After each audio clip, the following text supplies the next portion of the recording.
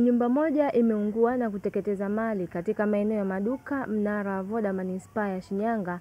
Tukio hilo ambalo limezua taharuki na kusababisha vurugu baada ya wananchi kulishambulia gari la jeshi la zimamoto na uokoaji kwa madai ya kuchelewa kufika eneo la tukio. Moto huo umezuka tarehe 19 mwaka 2025 Novemba kwa madai ya kutokea hitilafu ya umeme. Mashuhuda wa tukio hilo wamesema kuwa licha ya wananchi kutoa taarifa kwa jeshi la zimamoto na uokoaji ambalo lipo jirani na eneo la tukio, gari la kikosi hicho lilichelewa kufika eneo la tukio, jambo ambalo lilisababisha wananchi kuanza kuzima moto kwa kutumia ndoo za maji na kuokoa baadhi ya vitu.